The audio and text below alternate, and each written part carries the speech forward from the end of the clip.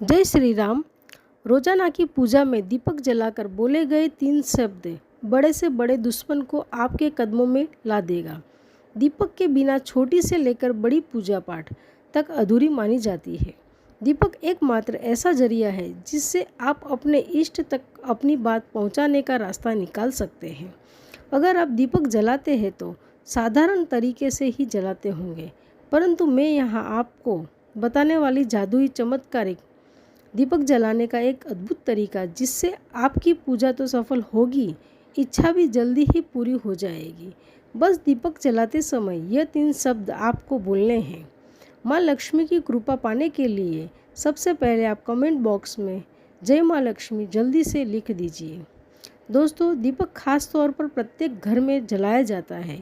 यह अलग बात है कि कुछ लोग घर में एक तो कुछ लोग 2 या कुछ लोग 3 दीपक जलाते हैं। यह अपनी अपनी श्रद्धा है, परंतु आपको मैं बता दूं कि शास्त्रों के अनुसार आप कम से कम 3 दीपक प्रतिदिन अवश्य जलाएं। 3 दीपकों से फायदा तो होगा ही और आपकी पूजा स्वीकार होगी। घर में नकारात्मक शक्ति नहीं आएगी, घर में धन की कमी नहीं होगी। अब मैं 3 दीपक आपको जलाने कहाँ है वो बताने जा रही हूँ, वह ध्यान से सुन लीजिए। पहला दीपक आप पूजा के मंदिर में जलाएं, सुबह शाम दोनों समय जलेगा। और दूसरा जो दीपक है वह तुलसी माँ के चरणों में, तुलसी का जहाँ आपने गमला रखा है वहाँ पर आपको जलाना है। इससे घर में धन संपदा बनी रहेगी। तीसरा दीपक घर के मुख्य द्वार यानी कि चौखट के बाहर की ओर आपको लगाना है। दीपक तेल का ही होना चाहिए। बाकी के जो दीपक होंगे, 2 दीपक अपने घर के मंदिर और तुलसी जी के पास लगाया है, वो आपको घी का जलाना है। लेकिन मुख्य द्वार पर चौखट पर जो आप दीपक लगाएंगे वह तेल का ही होना चाहिए। दीपक जलाते समय पुरुष हो या फिर महिला, सिर ढककर ही दीपक जलाएं। दीपक जलाते समय आसन जरूर लगाएं। दीपक जलाने से पहले उसके नीचे जो चीज़ रखेंगे उसे ही आसन कहा जाता है। वो चीज़ फिर फूलों का हो या चावल का हो, तभी दीपक जलाएं। आप 7 प्रकार के अनाजों में से कोई भी आसन लगा सकते हैं। कुछ भी आप लगाएंगे, अगर कुछ न मिले तो पत्तों का आसन लगाएं, लेकिन आसन दीपक के नीचे लगाना अनिवार्य है, तभी भगवान पूजा स्वीकार करते हैं। यह चीज़ का आप सभी ज़्यादा ध्यान रखें। गौर से सुने दोस्तों। माँ भगवती, माँ दुर्गा या अन्य माता रानी जो कि अगर आप पूजा करते हैं तो तिल के तेल का दीपक जलाएं और इसमें रुई की बाती का प्रयोग नहीं करें, बल्कि मौली या लाल रंग के धागे की लंबी बाती बनाकर उसका प्रयोग करें। यह पूजा अति उत्तम और शीघ्र सफल होने वाली पूजा है।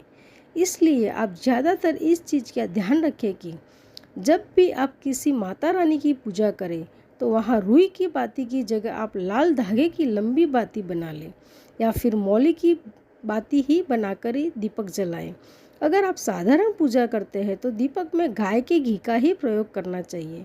जब अधिक शत्रु आपको ज़्यादा परेशान करे, कर्ज ज़्यादा है और आपकी अपनी जान को भी खतरा हुआ हो, तो ऐसे में आप इन सब से मुक्ति चाहते हैं। आप चाहते हैं कि आपको शत्रु विरोधी परेशान न करें, तब आपको चारों दिशाओं से रक्षा चाहिए।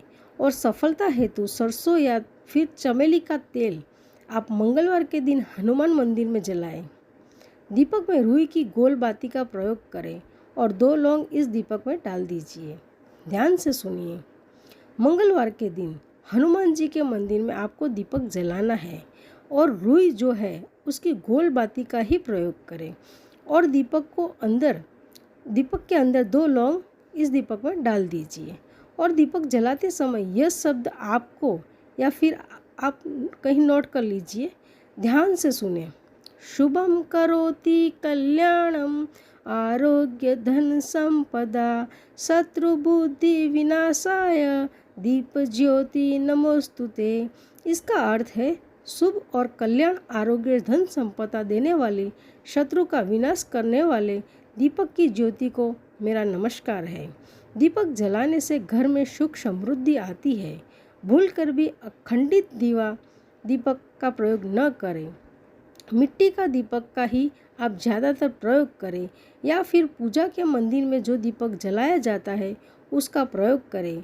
एक चीज़ का ध्यान रखें, दीपक जितना पुराना होता है वह उतना ही ज़्यादा अभिमंत्रित हो जाता है, यानी कि पूजनीय हो जाता है। पुराने दीपक का खास महत्व होता है, उसका प्रयोग कर आप सभी कार्य सफल कर सकते हैं। लेकिन मिट्टी के दीपक का खास रूप से प्रयोग करें, किसी के सामने हाथ नहीं फैलाने पड़ेंगे। आपको इस चीज़ की मैं आपको गारंटी देती हूँ। वीडियो पसंद आई हो तो वीडियो को लाइक करें, साथ में चैनल को सब्सक्राइब कर लीजिए और पास वाले बेल आइकन को ज़रूर दबाइएगा ताकि आने वाले वीडियो का नोटिफिकेशन आपको सबसे पहले मिले।